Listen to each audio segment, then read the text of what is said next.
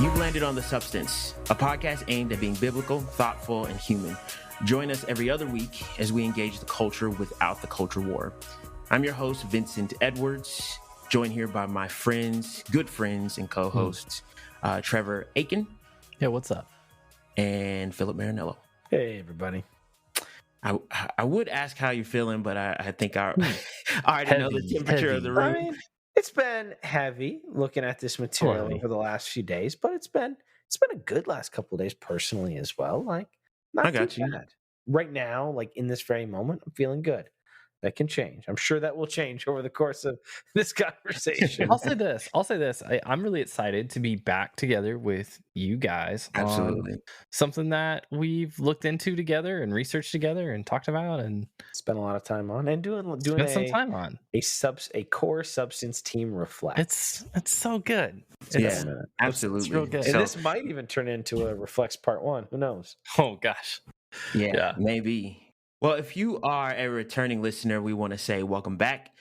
The Substance is a Christian variety show, and every other week we talk about an hour or so on something that's related to Christianity, culture, and the arts.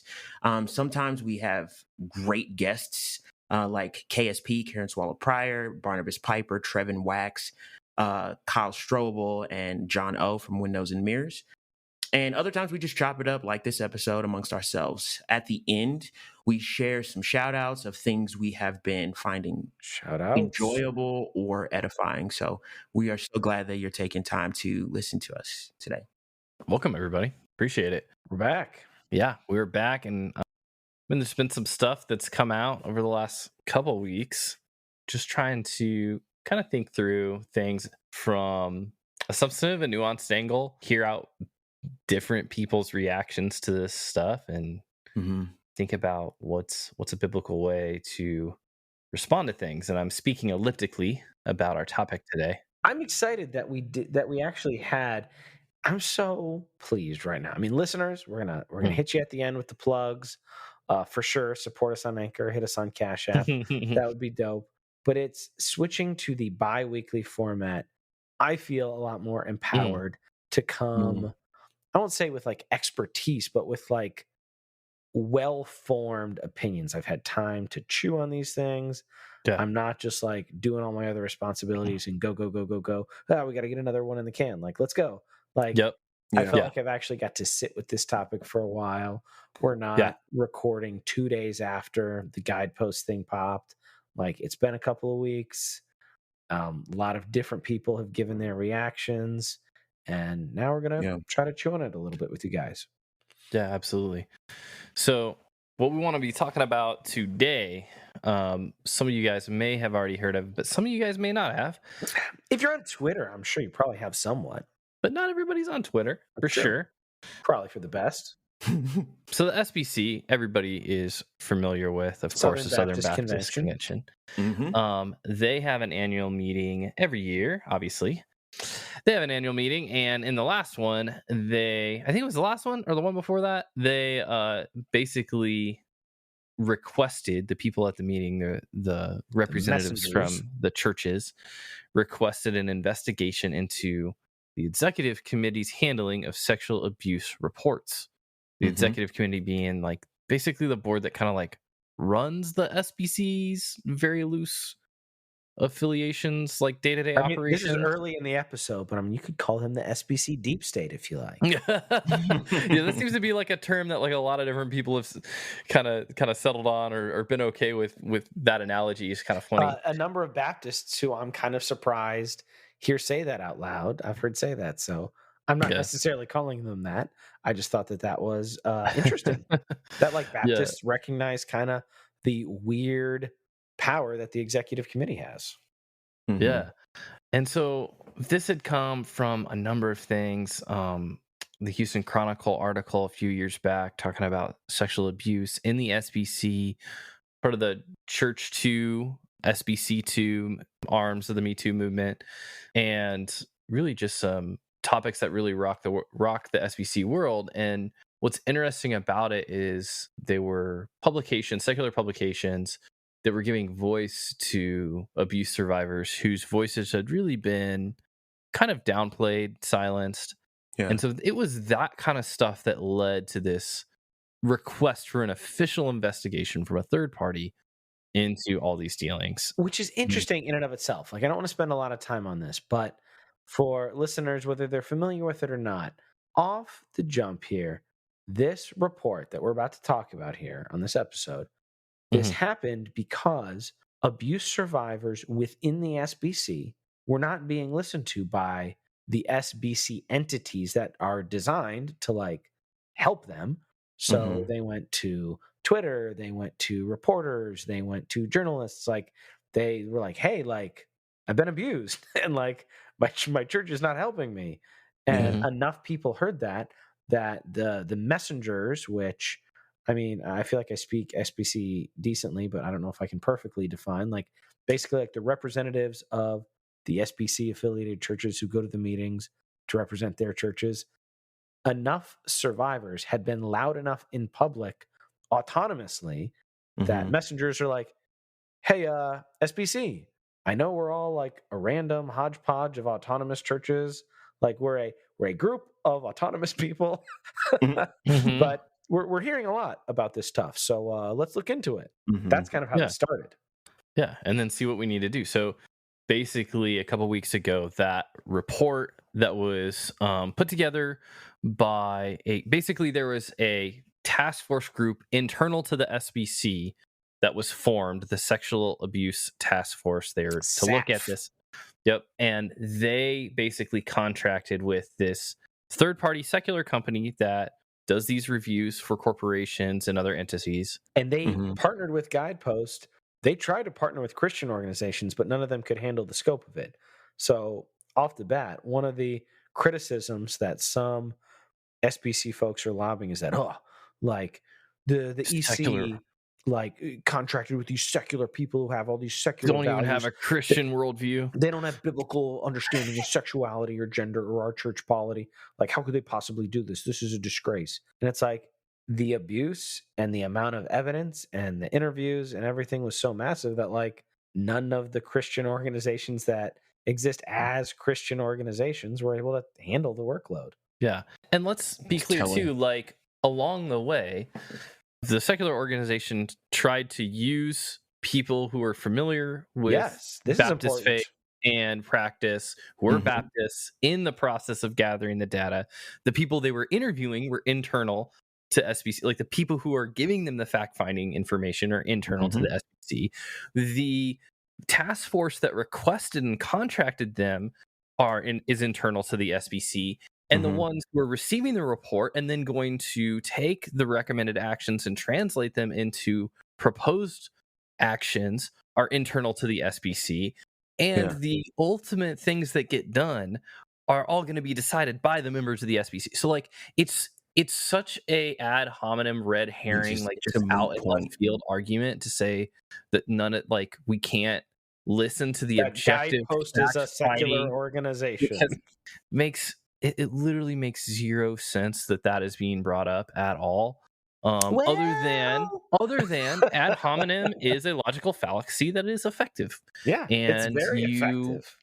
And if you have a particular agenda on forming oppositional us versus them dichotomies to preserve power and your view of the church and its place and its influence, then sure, that makes sense. It's just that's not the way of Jesus is all. Exactly. So so anyway, this report comes out and it's 300 pages long. Yep. 288 pages. We will link it in the show notes. Yeah, you can read the whole thing. It's all there if you wanted to. There's summaries right at the front that can also give you an idea. There's basically a summary, background, like what their methodology was. You can read like who they interviewed, what they talked to, how they gathered the data, and what the goal was. Like they state clearly like a thorough, comprehensive list of all of the sexual predators and all of their actions was not the idea. It's generally when sex abuse happens within the SBC, which kind of weirdly is a big old group of autonomous people. It's kind of the Wild West. Like, what happens when sex abuse gets brought to the higher ups. Yeah. Mm-hmm. And so the bulk of the report is part 4, which is their fact-finding and investigation, where they have a timeline that goes on from page 39 to page 123 of basically they looked at a 20-year period from the year 2000 onward. Yeah. And then some interviews. Importantly, I think we should state this. There are 4 observations and conclusions based on the summary of the data. Mm-hmm. What they found was 4 things. 1, there was allegations of abuse that abuse was committed by executive committee members themselves in some cases. Mm-hmm. There was 2, mishandling of abuse allegations and allegations of mistreatment of sexual abuse victims by the executive committee. We'll just say EC for executive committee. The EC members. No, I said EC a couple of times earlier. I meant executive committee. Yeah, but we'll say EC. Just so you guys know, that means executive committee. It's just a lot of syllables. Evidence of patterns of intimidation of sexual abuse victims and advocates by EC members, and then resistance to sexual abuse reform. So basically, some people on the EC had allegations of abuse that are quite credible, have multiple good people behind them saying, yeah, we know about this, we were told this, we are, in a sense, witness to this. There's mishandling of the allegations, there's an evidence of pattern of intimidation of sexual abuse victims, and then there's resistance to change.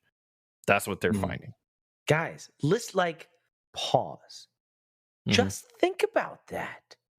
You have all these people, and I don't want to be mocking it too hard. You have all these people falling over themselves to minimize or to make defense or to give excuses or say why it's not that bad. I do not want to shine that big of a spotlight on it, but I can't not say that I was personally interacting with somebody today online that literally said they rejoiced when they read the report. And the implication was, and they're like, oh, you said that out of context.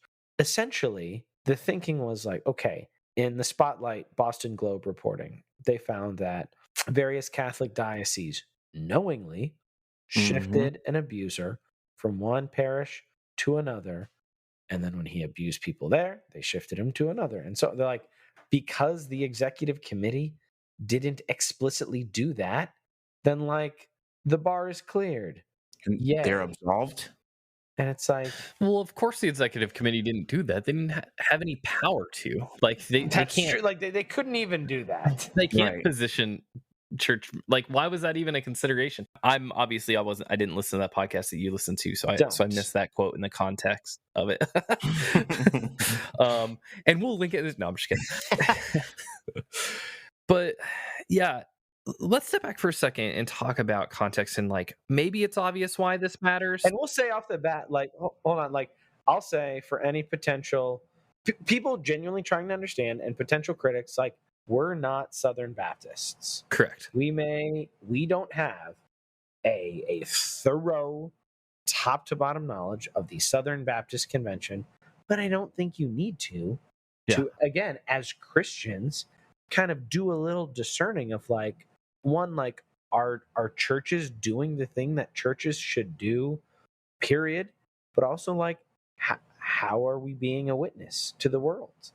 I think the one thing we can say too is that all of us have been involved in, and maybe currently are involved in, churches whose effective structure is not different from the SBC. And so if there are systemic issues in this way that aren't being handled correctly, there's no reason we should assume, based on the similarity of structure and culture in non-SBC churches that are very culturally and structurally similar to the SBC and SBC, there's no reason that we should assume that the problem is localized to the SBC, right? Right. If we have the same approach to the problem, the same approach to sexual abuse reporting and sexual abuse survivors, if we have a similar thought around church autonomy and things like that, if we have similar thoughts around doctrine and culture war and all this kind of stuff, the line that you draw around SBC, non-SBC church doesn't really matter so much, because the problems that are described here and the solutions that would be necessary here are similar to the kind of solutions that would be necessary elsewhere if we wanted to avoid these problems. Doesn't necessarily mean that these problems are everywhere. Okay, we can't just assume that. I don't know about that because of the whole like man is sinful. It's not saying the human beings in this organization are worse than human beings in any other organization. Exactly. Rather, sure, the structure, the system. Again, these freaking people. I'm sorry, these freaking people who seem unable to see things systemically. Yes, have all these problems, but then like, but individuals. Yeah, and my point, Phil, is that the SBC isn't the only. No, it's fine. The SBC isn't the only system like this. No, we got freaking sports, we got freaking medicine, we got freaking law enforcement. Like, well, yeah, and in the church. I mean, in the church too. I mean, like, sure, yeah, but like, I think a fundamental problem we've gone through this in a number of episodes is the failure to see things systemically. Is just a major not even is a fatal handicap in addressing these issues. Well, it's a fundamental misunderstanding of anthropology and hamartiology. That is the biblical doctrines of man, what is man, and sin, what is sin. You know, because they get all defensive. They're like, well, we're not worse than other people. It's like, no, your systems just like create defenses for abusers. Right. I mean, we should change those systems. Yeah. The Bible is fairly clear that there is authority. God gives authority to human beings.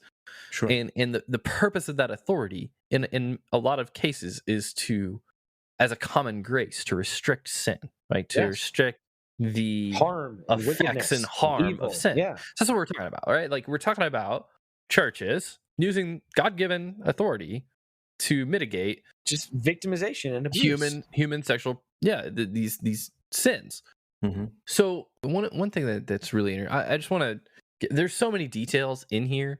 One in particular that I was looking at just right before the show, like you can look at the whole report, like there's a lot of stuff, and like honestly it's kind of soul wrenching in some ways to go through all this and like all these different people's stories. To tears a number of times the last couple of days just looking at this. It's just will literally break your heart, especially like I know we have listeners of, not all of our listeners identify as Christian, but like as somebody who like, I want to see like the purpose of the church as created by the God man, Jesus Christ. Like, I want to see the church fulfill its role. And when you see the church just wreaking havoc on bodies and souls and faith and testimony and witness, it's heartbreaking and horrific. Yeah. So one such case was a young lady who served high up in one of the SBC entities. I think it was Lifeway. Yeah, Lifeway. And there had been this story that she shared of sexual abuse, and I might be getting some of the details a little bit off. So take a look in the report. It's around page 100. But basically, she was falsely portrayed as an adulteress rather than the victim of sexual assault, and that caused her to lose her position as a senior executive at the SBC entity. And it's just really interesting, like stuff like that, where it's like you have somebody who's been harmed, and that's awful, and like there's a lot of questions about how that happened, and like what checks were in place, but then the whole matter afterwards of how she's treated and how her story is edited to reframe the entire context of what happened so that it stops being a sexual abuse story and begins to be a like consensual adultery story. And like, why is that? Like, is that to protect the institution? Is that because they're just squeamish about it being like they're more comfortable with it being an adultery story than a sexual abuse story? And like the ultimate result of that being that like she loses her position, she's defamed among people. There's emails back and forth where she's looking at her justice. The press is very reticent to issue a correction or a retraction of the story. Finally, I think it's like months later, finally, after other people, executive, like make statements apologizing, saying that it's wrong, the Baptist press issues the retraction. But even still, this is the paragraph that gets me. Even after the Baptist Press had printed the retraction of the inaccurate article, the chairs of the executive committee and the staff continued to complain about the survivor community, expressing bewilderment at their online behavior and negative tweets about the SBC's response to sexual abuse concerns. For example, Dr. Floyd, one of the guys who's the center of this story, asked in an email, what do they want? And bemoaned the fact that he had become a target of their ire. This whole thing, like this whole, it's like, freaking disgusting. Taking it so personal and like making themselves the victim. You know what I mean? Like, it's like, yeah, all of a sudden, and that's the thing, like, which is also a little humorous. Yeah, the SBC is all about autonomy, but somehow they get their identities all kind of enmeshed. Well, one of the things that's interesting about this too is, like, people want to say that the problem isn't at the SBC level, like it's at the church level, it's at like the individual response level. And so, like, sure, like one of the articles we read, Philip, and we'll link it there, is like, hey, in what sense is the SBC liable for any of this anyway? Like, they didn't do the bad things, etc. But, like, I think this is an example of, but yeah, they did, because the way they responded was DARVO, right? Like, we talked about that early on when we started researching this. DARVO, you can look that up, DARVO. It's an acronym about how abusers, it's actually just a description of sin, basically, how people who are accused of sin respond. They deny, they accuse, and they reverse the victim and the oppressor. So basically, that's the thing that you see go on. Not just the sexual abusers, one case, right? And that's typically where you see it, but you see that happen among these administrative people, where it's like, well, I didn't do anything wrong. Like, they're the ones who are, just trying to burn it all down. They're the ones with an axe to grind. They're the ones who are. They're saying, like, these are demonic attacks against our desire to be evangelists. And then it's like, I'm just praying that the Lord, puts a hedge of protection around me and my family against these. I'll read a quote survivors, so that you guys can hear. So for listeners who are like, I'm not going to read a 200-page paper. This is a quote. The whole thing should be seen for what it is. It's a satanic scheme to completely distract us from evangelism. It's not the gospel. It's not even part of the gospel. It's a misdirection play. And that is about, like, abuse survivors wanting, like, justice and acknowledgement and protection, and their leaders to act like leaders. Vince, how does that hit you? Man, I'm I'm not silent because I don't have anything to say. They're calling it a freaking satanic scheme to distract from evangelism. Yeah, accountability is now a satanic scheme. Right. I think the part that really, it's not so much so surprising more than it is extremely disappointing at the fact that this is, amongst many things, this is idolatry. They're looking at this institution, SBC, and it's this like, I have to be a hound dog to protect this system or the institution that holds that system. And so do everything I can to say it's not us, or that's not the actual application. Like you just said, it's a satanic attack, anything and everything to protect the organization and those systems.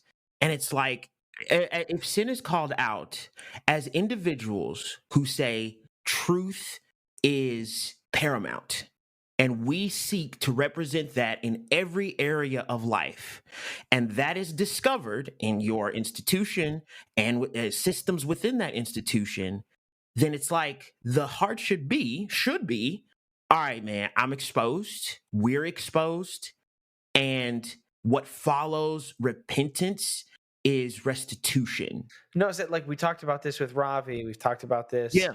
When we discussed Mars Hill, we've talked about this before. It's like the underlying, if not explicit, reasoning is we do so much good. So, like, let's deflect or minimize or avoid accountability. Because, like, guys, you two and the listeners, help me out.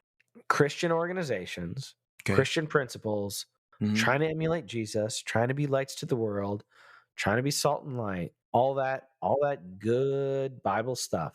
You got a wicked man who's weaseled his way into leadership, has abused people, how is keeping it quiet helpful to the mission? How are you all not the first ones to be like, call the cops, string this guy up, get him out of here? Like, this isn't us. The avoiding of accountability and the like, oh, we don't want this to negatively reflect on us, so let's hide it. Like, how does that work? I feel like there's this narrative as well of, you know what I'm freaking saying? Like, how does that work? There's an oppositional mindset that starts this, and we talked about this in the stuff, the Grace to You stuff that you guys talked about a few episodes back. Were you not on that one, Trev? I wasn't on that one. Oh dang! Well, hey, soapbox if you like. But yeah, it's kind of some of those same mentalities where it's like we're the right ones. We have the right approach to Scripture. We have the Word of God that's sufficient in all things and effective. And once again, I'm not saying that those doctrines aren't correct so much as they're not being correctly understood and applied. And the way that it ends up getting applied is like, we've got this, like we can handle this internally, for one, because we got all this. And then two, it also kind of comes across as like there's this oppositional thing where it's like, because we're trying to do the good, right thing, the devil's going to try to attack us. And one of the, like, there's this common trope that we've heard our entire lives, Phil, for sure. Yeah. Of like the sensuous woman who comes and accuses, like, and attacks and accuses and entraps the virtuous minister in order to advance Satan's purposes and to diminish the work of God and the preaching of the gospel. And like, it's almost as if they approach it like, well, we're not sure whether these accusations are real or if, this is that woman, that sensuous woman who's trying to undermine the work of God by this good, godly man. Bro, and so, like, I don't know who started that, but like, that has done so much damage. Like, I don't know if we've talked about it on the show or just internally, like, so many churches and places, like, they use that argument on children, young girls who are molested by men in leadership. They're like, oh, these sensuous 13-year-olds. And it's like, oh my gosh, God. And so I think we might link this in the show notes. Can we talk about Doc and Devo, or do you want to finish this up? Because I don't want to fully like editorialize that episode. No. But there are a couple things that I really appreciated. No, I think that's good. Like, it's a resource we'll link. And then I think we should talk about like the so what's and the differing opinions and arguments going on about the so what's. So let's hit those things. Yeah, let's mention can we mention the episode where it's like, I don't want to fully. So hit that. Joe Thorne and a woman whose name I'm dropping right now, Krista. They had an episode that I will admit I was a little reticent to listen to. Krista McDunn. Yeah, Krista McDunn. That's it. I was like, oh, I love Joe and Jimmy, but like, what's this gonna be like? Because they can sometimes be. Yeah. They can have their blinders on sometimes. I'm sure we can't too. And I'm sure sometimes I think they're wrong when they're right. Good. Blah, blah, blah. Yeah. Disclaimers abounding. But I was a little reticent to click on the episode. I was so pleased. I was so pleased to hear them just be sensible and be ethical and like be Christ-like to like see these things for clearly what they are. And I mean, I'll say I was extra impressed that both Joe and Krista kind of called out like this exact thing. They're like, hey, there are a lot of people out there like that are quick to throw out the misogyny thing. There are a lot of Christians that are quick to dodge and say, it couldn't possibly be misogynistic. But if it's like, hey, like if in our cultures and in our churches, we're constantly talking about women's behavior, women's thinking, women's like just talking about women as like people that need to be managed or like these like emotionally wild individuals, all these things. And like, we can devalue them. And when they come saying, hey, that pastor abused me, you're like, this guy who talks real good every week, who's written books, who has generated funds that have helped people, you're just a lady. Like, maybe you're wrong about that. And he's like, yeah, you're clearly mistaken. There's a lot of women aren't valued the way they should be a lot in churches. And I think that pleased to see them acknowledge that. I think there's this really interesting narrative I've seen out there, and I've seen this endorsed by Tom Askell of like, well, the whole point of all this stuff coming up is so that liberals can attack biblical doctrine, like the biblical doctrine of complementarianism. Like, like that's the reason why this, and it's like, y'all got this backwards. Like, y'all have this exactly backwards. Like, no, like your misdeeds, like the misdeeds of these people, and then your unwillingness to reckon with it, be thankful for sin coming to light, which is a gift and a grace of God. That's another thing. I've said that before, where it's like, the Bible says, like, what is done in the dark will come to the light. When it comes to the light, don't freaking be the person that's trying to put it back in the dark. Turn them lights out. What are you doing? And the thing is, like, if you feel like your doctrine is threatened when sin comes to light, what does that say about your doctrine? Exactly. Is dookie. Like, dude, it can be as right as you want it to be biblically, but like, if your doctrine is, threatened by grace and by sin coming to light and being called out for what it is, like, you've got a problem. Like, you really freaking think that, like, God, the righteous judge on his throne, will be like, well, you submit to the correct confessions, so I'm going to overlook this, like, nonstop abuse and cover up of the vulnerable, the women and children in your organizations, because like you affirm the right confessions. Like, or if the Lord is looking down and it's like, you know what, all this abuse happened, but what I'm really kind of upset about is I think this is threatening the gospel. And I don't like that. I don't want the gospel threatened. We'll take care and think about these, abused, those who are abused and those who covered it up. But it's like, SBC, they're preaching my word. So I don't like this. Like, they give more dollar. Like, really, the main refrain that I hear, and this could be anecdotal, I freely admit, but the main refrain I hear is like their organization and their dollars.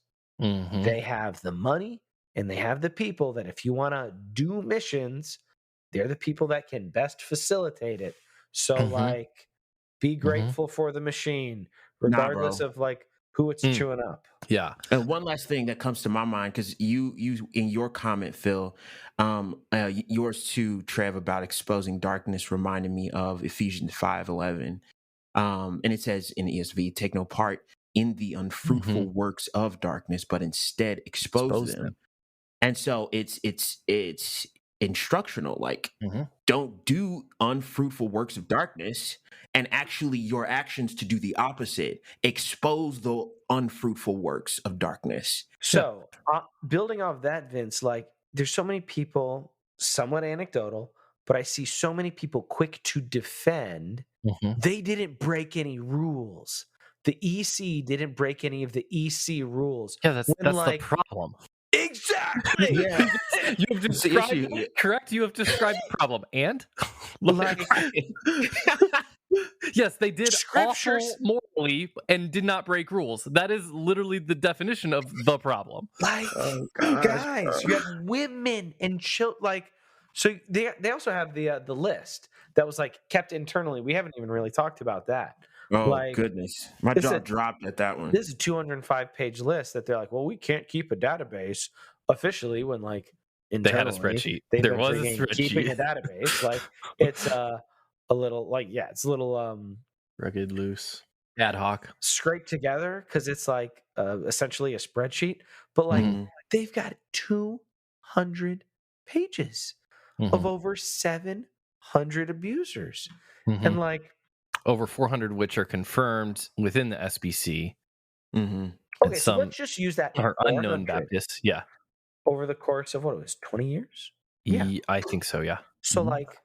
or less, yeah. Let's say, it would be ridiculous to think this, but let's say, I don't want to get too into maths here, because then maybe some people will come at me. I used to be pretty good at math, kind of let it go a little bit, but let's say 400 to make it easy. 400 people over 20 years. That's over 20. That's like 20 people a year in your denomination that aren't just getting abused, that are getting abused And a lot of them had multiple counts. So these are abusers. So, and the average abuser has what? Trev, you look this up. Let's not go into the average abuser thing. Let's not get dab on that. No, the average abuser has dozens and dozens of victims. Like the I don't know numbers that vary. that's accurate. You don't know that's accurate? I don't know that that's accurate. Yeah, I doubt those numbers. We'll leave this part in there. I've seen a number of studies that some of the numbers are like 50, some of the numbers are 70. I'm sure not every abuser has 70 victims. There's let's just say statistical issues in those studies. Typically, but yes, abusers aren't one-offs. So, that's fair to say. At least, having said that, sure. Let's say you only have 20 abusers a year that pop up. Can I say one thing on that? There was one point I wanted to say. So I think what's more important too is that a lot of times people who are seeking out, like who are abusers and serial abusers and intend to be abusers, right? Yes, they're depraved people. Is a huge part of they actually seek out positions of authority in churches, like on purpose, because of the position of authority, the access to children, it's insulated, and because of the lack of accountability. So, like, I think that's the more important point. Is like, you're actually, as a church, those positions of authority, those positions of authority in your church actually are targets of abusers. They're attractive to people who want to harm the women and children in your circles, and a lot of you. Because of that power, freaky people are all about like, I think that's the more important thing. We protect our women and children. Yeah, you need to recognize you're creating roles that are literal like dog whistles to like, hey, you want to abuse some women and kids and get away with it? They're abuser magnets. Like the roles are abuser magnets, and you need to understand that it's not your fault. Like they're good roles that the Lord has ordained for His church, but abusers also seek those out. The way you're running your organization, because of the way you're running, they are seeking those out, not because they want to be men who meet the Timothy and Titus thing, because the organization is structured systemically in ways that give them access and no accountability. So like, there's freaking fix it. Yeah, there's plenty of people who are seeking for churches, but it's not for good reasons by any means. So then, like, let's talk a little bit about like what do they do and like what are the recommendations. And you can find the recommendations on page 14 of the report. I'm just going to highlight 3 that have been kind of big talking points for people. Okay. One is they say like, hey, you guys should kind of put together an independent commission that establishes a permanent administrative entity. So like create a sexual abuse like response entity that stands within the SBC to oversee comprehensive long-term reforms concerning sexual abuse and related misconduct. So they think, well, why don't you form an arm to respond to this issue, particularly. Okay. And then second, another one that they say is you guys should create and maintain an offender information system so that it will alert the community to known offenders. You should make this information available to churches that want to opt into seeing it. Sure. And then another thing that they recommend, these aren't necessarily in order, I just pulled some highlights. Create a voluntary self-certification program for churches, local associations, state conventions, and entities based on the implementation of best practices to bring awareness to and enhance prevention of sexual abuse. So like basically like create a program that like, we've gone through this, we've certified like the churches, it maintains their autonomy, like they can just opt into doing it. But you have like a standard thing as this convention that says, hey, like because we love the gospel, because we love our people, because we recognize the positions that we're in, here's our best practices. Like we're going to take everybody through it so they understand what's up. Yeah. And also shout out one of my favorite ones that seems like obvious, and this should be easy for everybody to get on board in, but sadly it's not. Consider prohibiting confidentiality agreements in sexual abuse matters. Yeah. Like that's 100%. Been a huge barrier, both in the Catholic Church's scandal and in several evangelical scandals, where lawyers get involved and like the whole, I mean, this is a whole nother topic too. People hiding behind the don't take your brother to court. They're like, well, we couldn't possibly, like, if a Christian in power sexually abuses a woman or a minor, the Bible says don't take your brother to court. Like, when it's like they haven't just sinned against them, like they've violated civil law. Like, and again, that was something that I was really impressed. Doctrine and Diva, like Joe did not mince words on that. He's like, no, like the state wields the sword. Like, don't prevent it from that. It's like, yes. Yeah. They have gone against our laws, not just church. When a pastor sexually abuses someone in his flock, adult or child, that's not just a sin between Christian and Christian. Yeah. It's much more than that. Yeah. And including the individuals in the EC who obviously didn't commit, but they understood, they knew, they covered it up. It's like, obviously, okay, you didn't do the act, but you are also sinning because you're insulating these individuals and suppressing the voices of people who are hurting. And you're saying, well, hey, person, you're hurting, and I get that, but we're not going to do anything about it because we don't want to pay you. To do. Yeah, we have the work of the gospel, so we're just asking you, let the Lord heal you, pray about it. We'll be praying for you and with you, and please move on along about your life and day. Yeah. And that's horrible. Some of the main issues here too are like the issues surrounding accountability versus church autonomy, right? Because like, yep, one of the main questions is key. why. I think that is probably genuinely the heart of. Obviously, it's about sexual abuse, but I think this is like the key of a potential way forward. Yeah, and I think this is the SBC's particular problem, right? Like, unlike the Catholic Church that had the authority through their hierarchical structure to be able to like just unilaterally move people who are problems to other places, right? And brush the problem under the rug like that. Like, what the SBC's structure allows them to do sinfully is kind of duck the issue by touting church autonomy. And like, the thing is, there's a reason why these victims of sexual abuse are going to the SBC, the convention, the executive committee, the authorities, like the central powers of the SBC, because what they're saying is like, I'm not getting relief, I'm not getting any reprieve from the churches themselves. I'm going to the church authorities.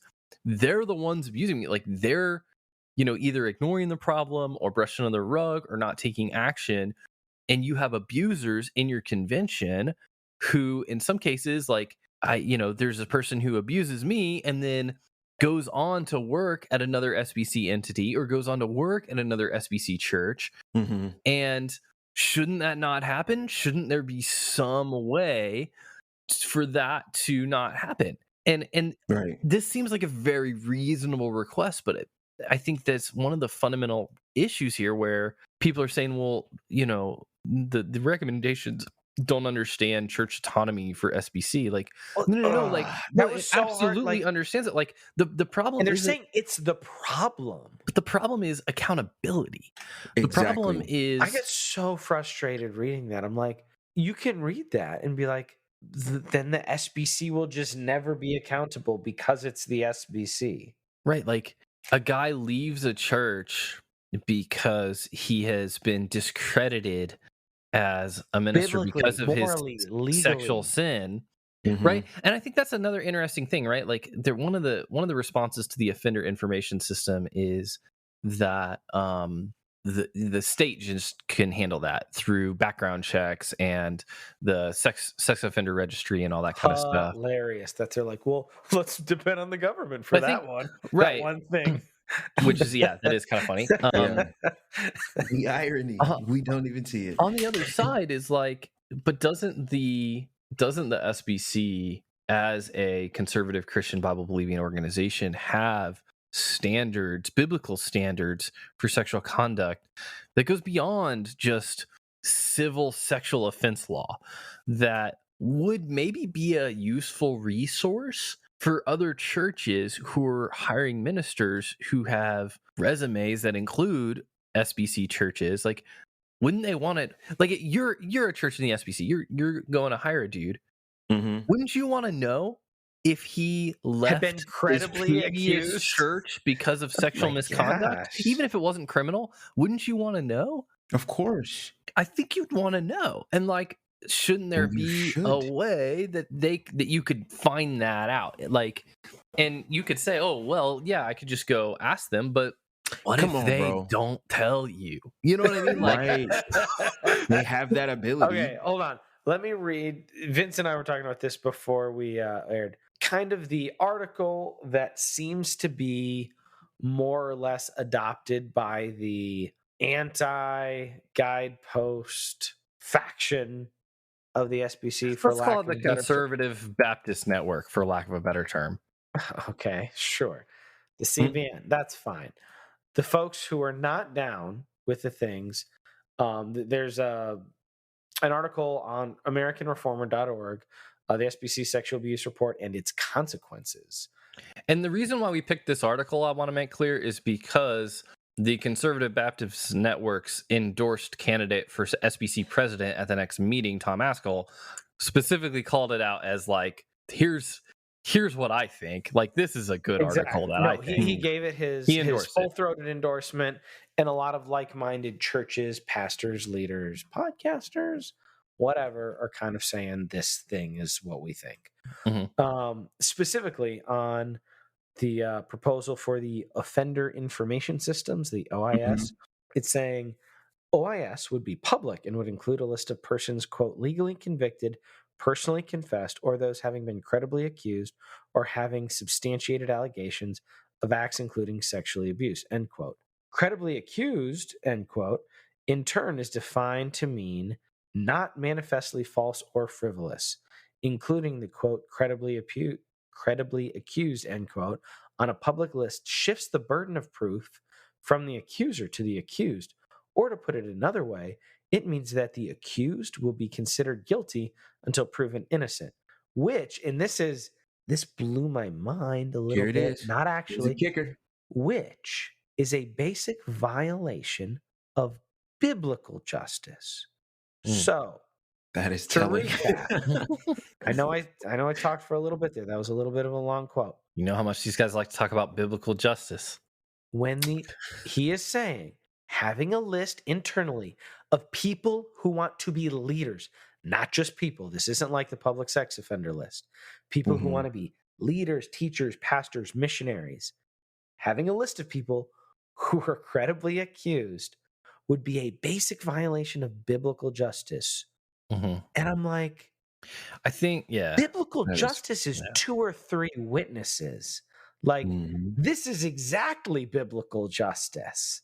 What are you talking about? I think there's some concern that these folks tend to have, and you see it. There's a Wall Street Journal article around the same that basically is like they're really concerned about the standard that is called credibly accused. These women just throwing around accusations. Yeah, like credibly accused. Yeah. And I don't know how good all the statistics are either on this side of like accusations. Look, no, we know people lie, but there's a credible accusation of sexual abuse, and like a kid or a woman or a man, perhaps, just like saying a thing out loud.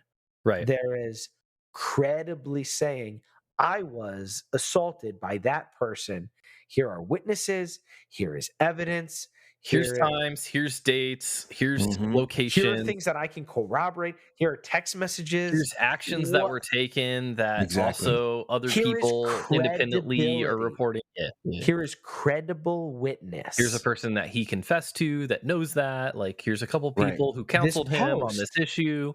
And this post says that would be a basic violation of biblical justice to take that seriously. Yeah, it's basically I think their position is that unless somebody has gone through the court of law, the criminal justice system basically in America, and been found guilty, in a court of their peers, that they haven't experienced biblical justice. Like, hey, listen, like I love, in a sense, like that we have innocent until proven guilty and all these rights. Like, that's not what we're talking about. Which like, is where credible witnesses come in. Like, yeah, sure. I think there is a balance in this of the rights of the accused that needs to be thought through. 100%. For sure. You shouldn't drag somebody's reputation through the mud just because someone said he or she did this thing.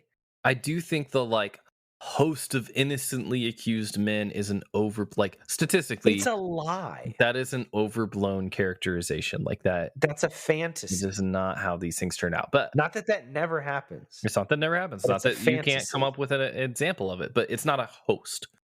You're not gonna see. It's like saying it's overwhelmingly like over 50%, and it's like that's just not true. Yeah, the statistical estimates are 2 to 10% are frivolous. When we have 700 just on this database that I'm sure don't scratch the surface of the actual things that happen. Yeah. So like, let's stop playing games. I think the biggest issue I had with the and there's many that I had with the American Reformer issue, especially even like its general tenor of oppositionalism, of partisanship, of personal attacks. Like, for example, the way they framed the issue with Russ Moore and like how the report came about, I think was just impugning motives. Honestly, in ways unchristian, like just very interesting that somebody, and kind of disturbing that somebody who's vying for leadership of a major Christian denomination in the U.S. would not have concerns about that in the tone of that article. But I think beyond Russ Moore and his allies launched a campaign of attack. Yeah. It's like, what? What are you talking about? Like, and by the way, which was all then substantiated with evidence-based reporting. So like, it never comes back and say that. Never comes back to say that.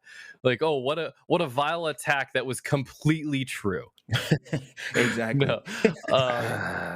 So got a little heated, I guess. Yeah, actually did a service to us as what should have been said there. But anyway, all those things aside, getting with the substance of how they treat it, what's interesting is that I think that the heart of how the Conservative Baptist Network wants to approach the issue is identical to the way the executive committee approached the issue for 20 years. Exactly. The only difference being it being post-report versus pre-report. Like they emphasize the same excuse of autonomy.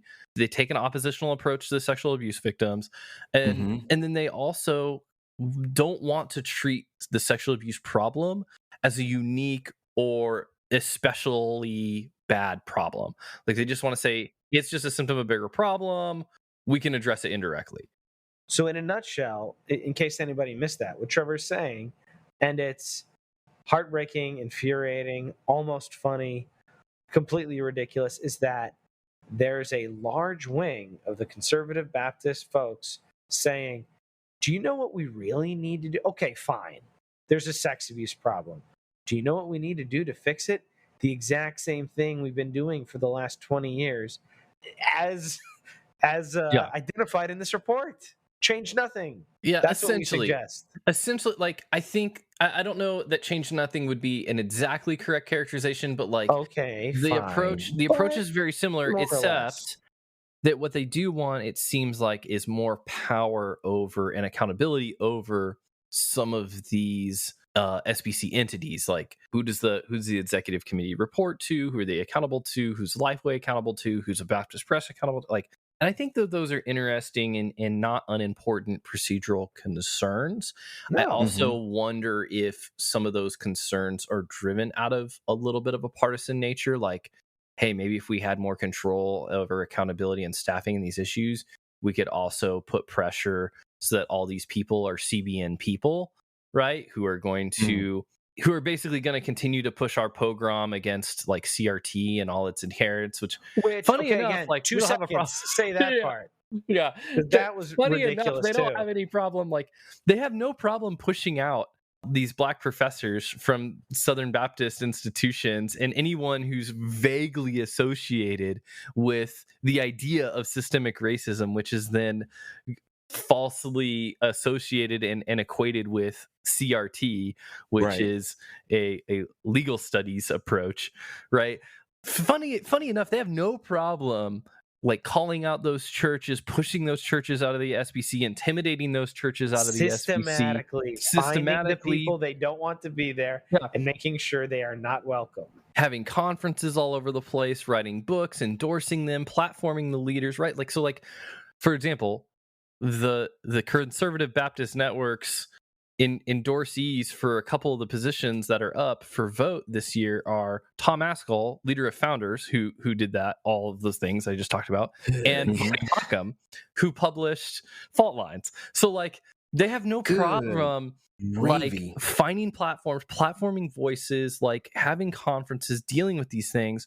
Whereas on the other hand, when Russell Moore was at a conference that was sponsored by the SBC, talking about caring, and like allowed this was his crime. He allowed Rachel Denhollander to speak without contradicting her and say some of the things that went on that weren't handled well and speak the truth about it. And they were true. When that was done, when those true things, when that was done, when we had that one conference, we had that allowed that one person to say those true things, it was like, well, we're going to come against you now. Like you are persona non grata because you did that. How dare you and your allies launch an attack on us? Exactly. Exactly. What that signals to me is, and we've already said it over and over and over again, but this is evil. It goes beyond just saying, well, they misunderstood what they were doing, and they just needed a different perspective. No, this is evil. This is darkness. This is unfruitful works that it oppositely, it does not celebrate and bring to light the truth of God. It actually promotes the evilness of our own hearts, and I would even go as far as to say of the enemy. Sure. I can't imagine a reality where the enemy is not rejoicing and hadn't been rejoicing for 20 years after every single accusation came up, every single proclamation of abuse came up, and it was ignored, dismissed, silenced, or suppressed. Oh, and the enemy rejoiced at every email that included phrases like, "Oh, they're so bent out of shape," or "They're just what crazy," or us? What do they want? What are these people who want to just burn it all? Like all these characterizations. Yeah. I mean, I'll tell you guys, this is kind of a memory that I'd forgotten about till right now. Like, I had a pastor to my face who, in some ways I respect a lot, tell me that, like, Rachel Denhollander's an enemy of the church. Straight up. Yeah, I've heard that. For wanting sexual abuse of women and children to not happen and holding people in power accountable for it? Like, what are you talking about? No, evil. It's evil. For those who... and again, we're not seeking to be divisive or anything like that, but if you can see this and you actually look and read of what has happened, and your desire is to actually defend this, I implore you to search your heart. And I'll say this, I know we're running late. We got shout outs, plugs, and all that stuff. I'll say this, like, usually Vince is the devil's advocate. I will say, I can sympathize to a degree. When I saw some people, I saw one particular pastor today. He's not even like a crazy influential guy. He was just a guy who came across my feed, say like, "Oh, I rejoiced when I saw it," to agree. And the implication was it wasn't quite as bad as the Catholic Church, when, like we've already talked about, that's impossible because of the hierarchies and stuff. Like, I'll say that, like, to a point, internally, and that's important, internally, I can understand, like, we're biblical, thoughtful, and human, right? Like, humanly, I understand the reflex. You're a pastor. You've maybe spent a lot of time, effort, energy, emotion, blood, sweat, and tears in an SBC church, and that matters to you. And then this report comes out, all these eyes are on it, and then people are like, "Oh, it's so damning." And then you look at it and you're like, okay, like, whew, like, it doesn't quite hit the worst level that we've seen in our culture before. Like, I can understand a little bit of personal internal relief. But then to publicly say anything positive at all about the report that is filled with hundreds of pages of abuse in the church of decades of women and children, like, that's just unconscionable. Yeah, that's crazy. Honestly, for me, man, I don't care. I don't believe that diligence and time and work in an institution, and so I have all of that history there, but they're doing something that is sinful and against the mission of whatever drew me to that institution, and I'm just like, well, because I've been loyal and they've been loyal, and I've seen so much fruit, I need to rush to defend. I don't care. I don't care. Look, y'all know I love Molly Music, but if I found out he was doing this kind of egregious stuff, forget Molly Music. Nah, bro, I'm not playing no more of your stuff. We good, because it doesn't, because sin is sin and wrong is wrong. And I don't care how many years and how effective. Yeah, I will wrestle through that. I'll pray through that, and I get that part. But to rush to defense when, like you said, Phil, when it's credible. It's not like it's just, hey, well, all these people said it and we felt like they were telling the truth, so we're going to print this report. To me, and this will be my last thing on it, is like, if you read all this and what you come away from it is, nah, my church is good. Like, we got this. Like, we don't have this problem. Like, we can handle this all internally. We don't need... we're part of this denomination, but we don't need any denominational help. We don't need any denominational accountability to moral standards. We don't need any denominational accountability to civil standards. Like, we've got this. Like, we've done good enough in the past. We've handled this on our own. Is like, one, pride comes before a fall, and like, it's such a prideful response to see all these problems and say, yeah, but I'm better than that. Yeah, that might be a systemic problem for all of them, but like, not me. Like, we've got it all figured out in some way. And like that, I know, I get that response. I get that response of saying like, some individual churches have problems, but not ours. My guys are faithful. You don't think that they also thought their guys were faithful, right? Like, how can you look at all of these issues and not want there to be like extra like layers of protection for your people, right? That your people would have recourse, right? That if things go south, that there would be someone to talk to. There would be someone to go to with this issue. There would be someone who's calling and holding people to account, right? Like a true shepherd, as it were, for an injured or victimized sheep. Yeah. And so I think that's the deal, is like, in whatever that like, we don't have to figure out right now or agree what that looks like. We super duper don't. But wouldn't you want that at least? Like, wouldn't you want something beyond like, well, me and my buddy pastors in the church who I work with every day got this? I guess my last thing, I'll try to be brief. I've said that we've said this before on the show as far as identities.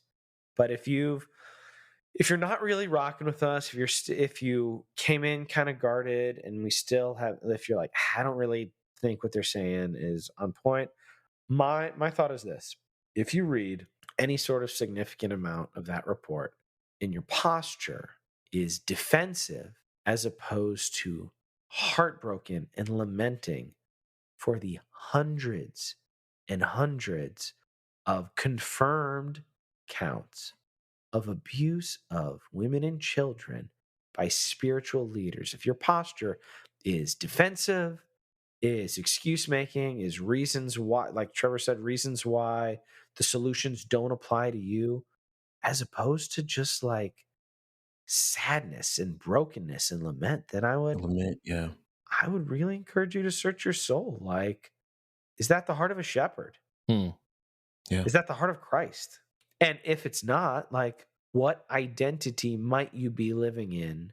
Might you have exchanged your primary identity as a child of God with? Is it political? Yeah.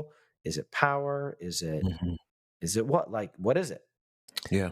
This might be like a PS from me really quick, but like, one of the things that was very, very interesting too is that a lot of these recommendations that were put forth were things that the fact-finding uncovered that internally people who were on staff in the SBC themselves came up with these ideas of like, hey, well, we could kind of do this. And it was either ignored or shot down. So like, these recommendations are not crazy, out of left field, some Democrat agenda to take over the SBC. Like, these were ideas that people in the SBC themselves, knowing the structure and how it worked, being part of the daily operations of the SBC, said, hey, this is a way that we could do things that would help people and that would work with our doctrine and polity. And so, like, let's be real. Let's not mischaracterize stuff. At the end of the day, inaction is unacceptable.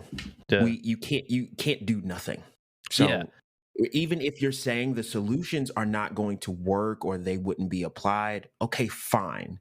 But you can't do nothing, because that's what was not done, or that's what was done for 20 years.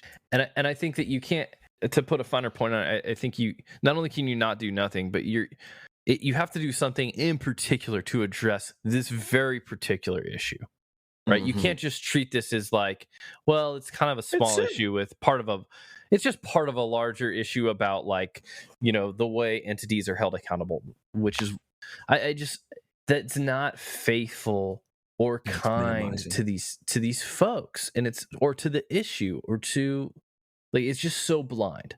It's just so blind. And you know, the SBC members at their next annual meeting are gonna have to think through some things about how they want to respond and who they want to lead them through what is going to happen. And I think they should think very carefully based on the kinds of solutions that are being endorsed by folks, whether, you know, they want more of the same attitude of how these things were approached for 20 years, or maybe something different.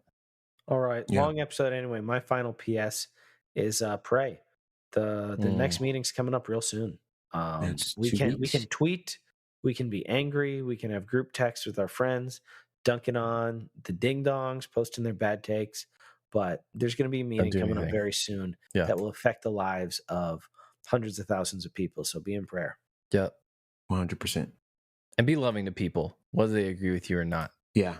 Yeah. So it's hard not to be upset about this, but even still, like you said, it doesn't mean that we get to start neighbor picking and then not love them. Well, and we win people over with friendship and love. We can be like, that's the dumbest crap I've ever heard you say. But, like, let's try to build a bridge. Idiot. So, shout-outs. Shout-outs. Let's get to it. I got mine in the chamber. I'll go real quick. Let's hit it. Yeah.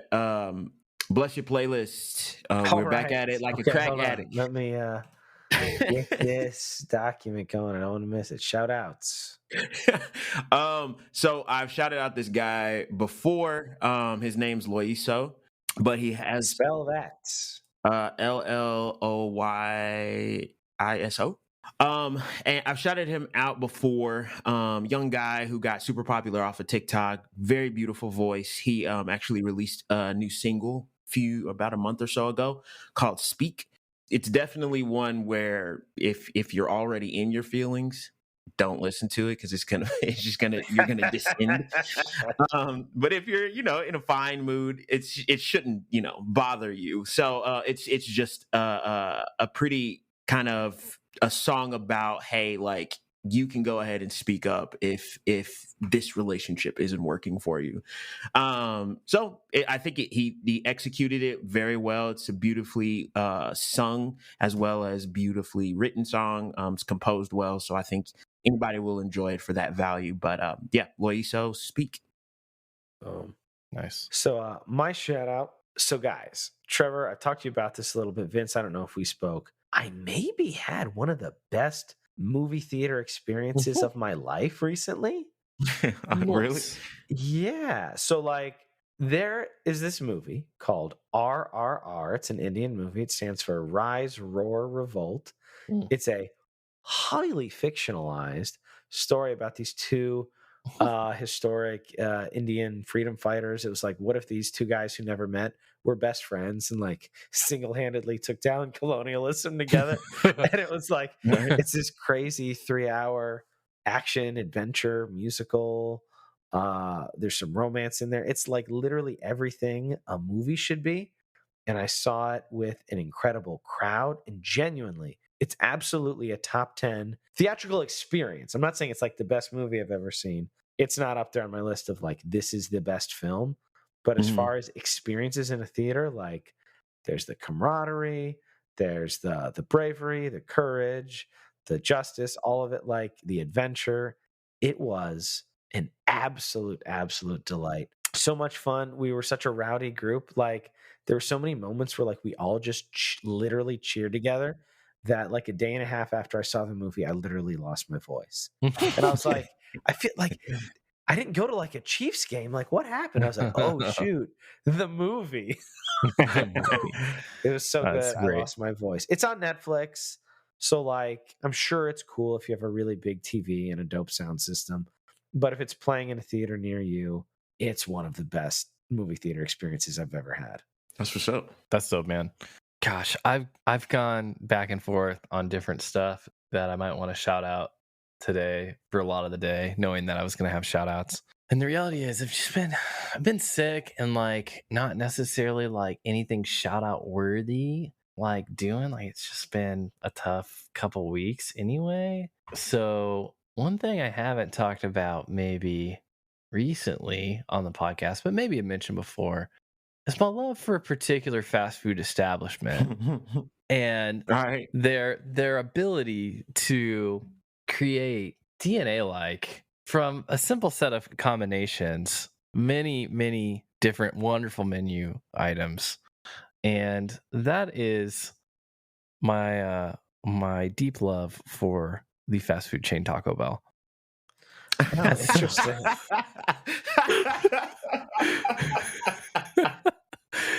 And my man loves Taco Bell. What I thought about you set that up nice, bro. I thought about it, I'm like, Taco Bell is not really a substance shout out, but I'm gonna do it anyway because they make a good taco. They make a good taco, and they make a good number of other things. Though, if you're smart, and I know you are because you listen to Substance, you don't order the quesadilla from Taco Bell. It's the highest price. Never. It's the lowest value item on the menu. It's the highest price for the lowest content of food. However, the $5 box, whatever it is at the time, is wonderful. The box. Oh yeah. And I don't even understand how they offer food at the prices that they do, and it's good. And their diced tomatoes on Taco Bell tacos kind of was what got me into tomatoes. So that's hilarious. There's that. I'm not gonna lie to you. I will destroy a Crunchwrap any day. Crunchwraps are good. I'm not gonna lie to you. Dude, breakfast or dinner. So I don't know if you know this, but if you have the app, you can configure. Yes, I said that. You can configure. It's online exclusive, but you can configure a $5 box that has the Crunchwrap in it. Ooh, you can make your own $5 box? Yeah, my dude. Listen, I know my Taco Bell. I got excited. I thought you were going to hit up In-N-Out, and I was like, they're the best. In-N-Out is the best too. Second best. Anyway, but I have the Taco Bell is a lot closer to me. Also, Cinnamon Delights. I don't know if y'all had those, but those I hate those. They are delicious trash. They're garbage, and I love them. Yes. It's just too much. Hey Vince, did you click the link I threw in the show notes there? Yeah, look at some of those bad boys. They started offering coffee. The coffee's pretty good. It's like a cartoon, but it's so good. Blast. Can I just say that? Baja Blast. Shout out to Baja Blast. All right, we're going so long. Trash too, bro. No, you're wrong about that. It's delicious trash, Vince. I'm just saying, I drink it and I can't finish. It's just, I don't know. Maybe my palate's different. Anyway, let's do it. Sure. So anyway, obviously now, as you have been listening to this Substance episode, you're going to be driving to Taco Bell to partake of the Substance shout out. And while you do, Philip's got some info for you. Guys, heavy topic today.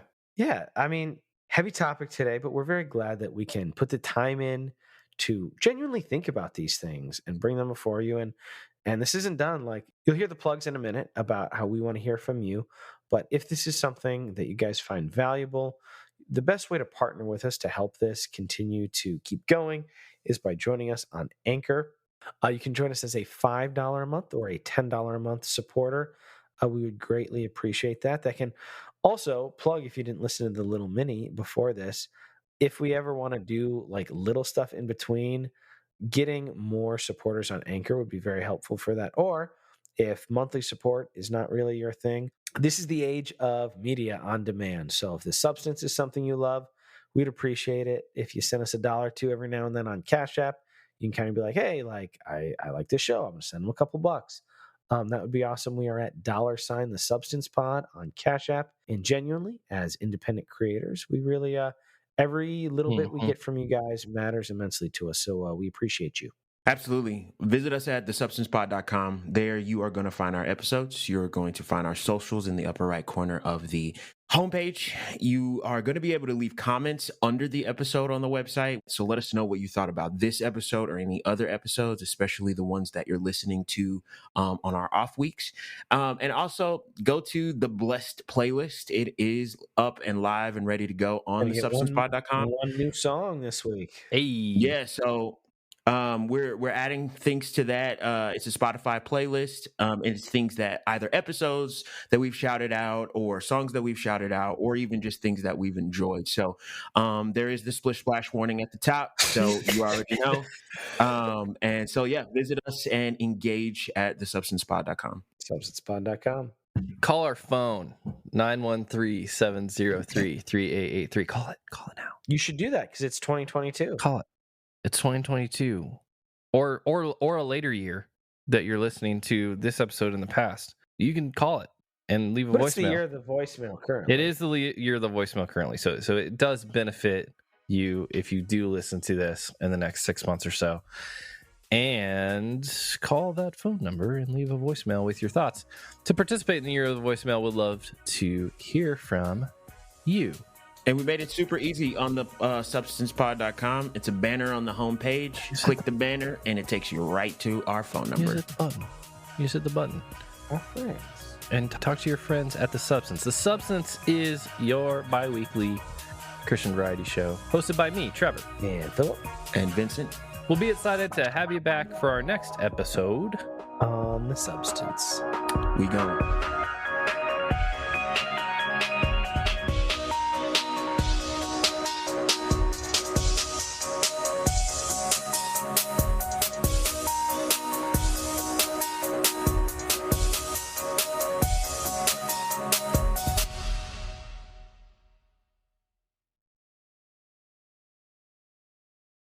All of those crazy things.